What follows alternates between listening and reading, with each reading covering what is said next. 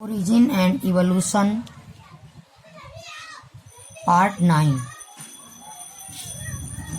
In this part, we will study about human ancestors, their appearance, site of fossil record, period of their occurrence, their skeletal features, posture and cranial capacity. इस lecture में हम human ancestors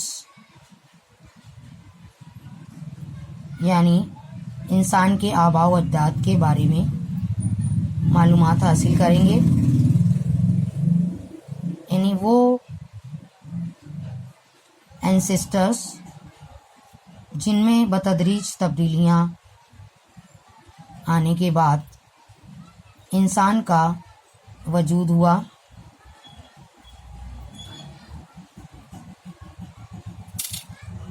और ये सारी तब्दीलियाँ उन ancestors में evolution के दौरान हुई।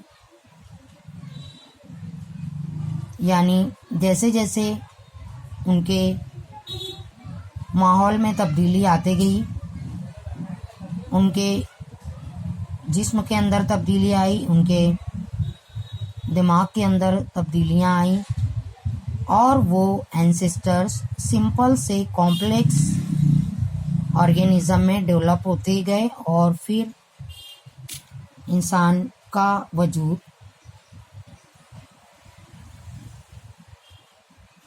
हुआ।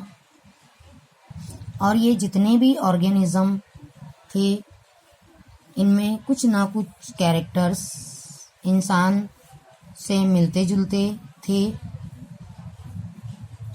इसलिए इन्हें ह्यूमन एंसेस्टर्स कहा गया। ये अलग अलग अहद में पाए गए। पहला एंसेस्टर है ट्रायोपिथिकस। इसका अपीयरेंस है ऐप लाइक, यानी ये बंदर के जैसा इसका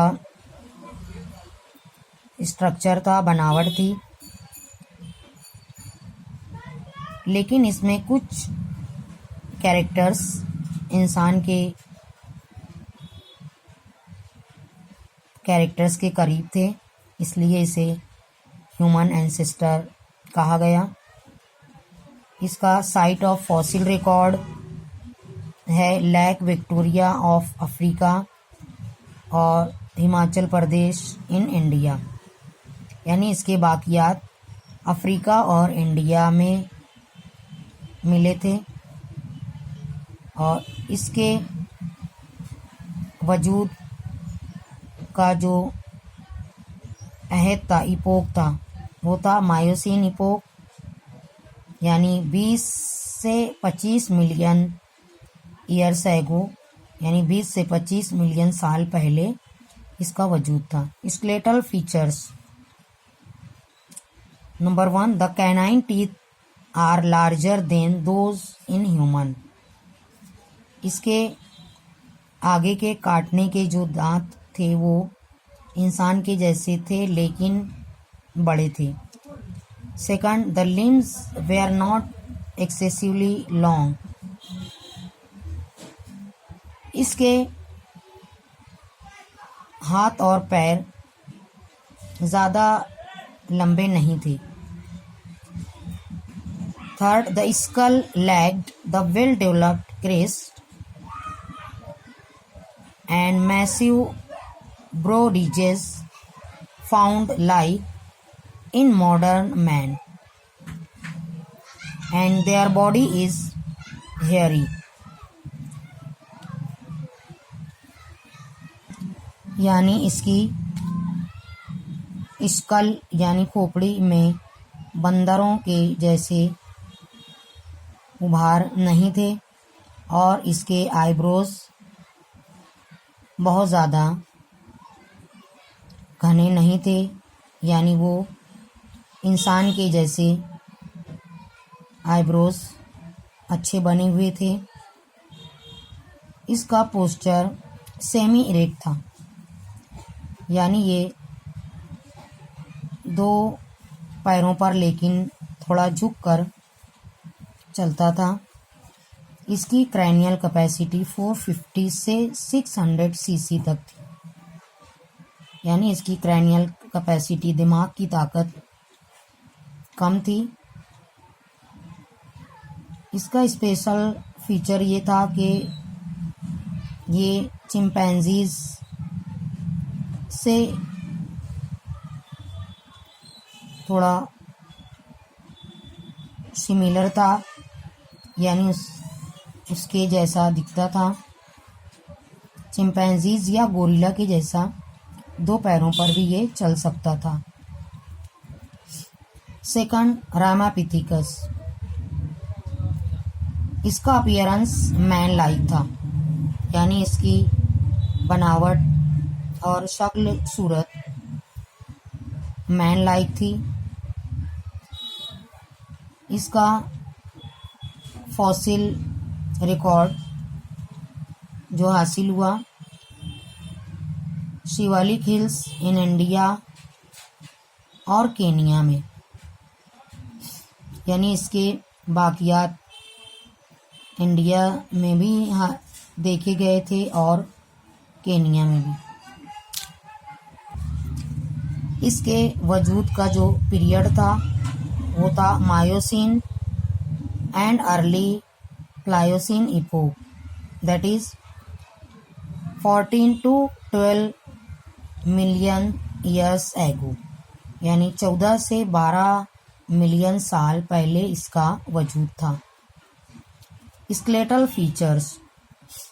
number 1, incisors and canines are inserted vertically and not in slight procumbent position like in apes, और इसके आगे के दांत यानी इंसीजर्स और कैनाइन्स सीधे थे,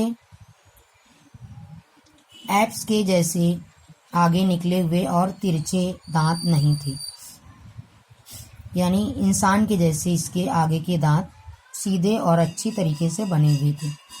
second, the canines of Ramapithecus are not projected and they possess narrow face, यानी बंदर के जैसे इसके दांत आगे निकले हुए नहीं थे, बल्कि वो अच्छी तरीके से बने हुए और सीधे दांत थे। और इसका फेस बंदरों के जैसा आगे निकला हुआ नहीं था, बल्कि नैरो फेस था, यानी छोटा और अच्छा फेस था।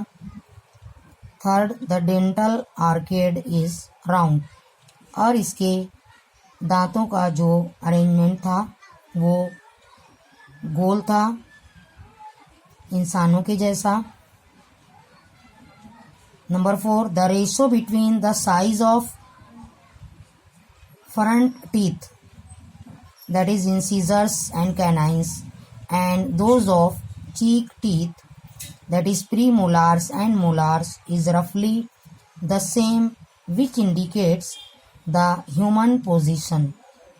इसी तरीके से इसके आगे के दांतों की पोजीशन और नंबर और पीछे के दांत यानी प्रीमोलार्स और मोलार्स के नंबर और पोजीशन इंसानों के दांतों के जैसे थे, इसीलिए इसको ह्यूमन एंसेस्टर कहा गया।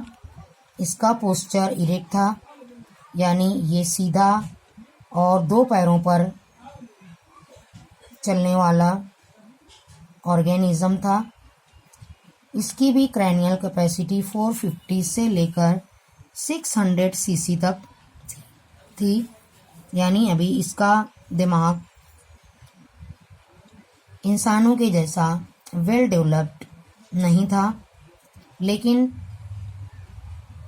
इसकी स्केलेटल बनावट यानी स्केलेटल फीचर कुछ इंसानों से मिलता जुलता था, इसीलिए इसको ह्यूमन एंसेस्टर कहा गया।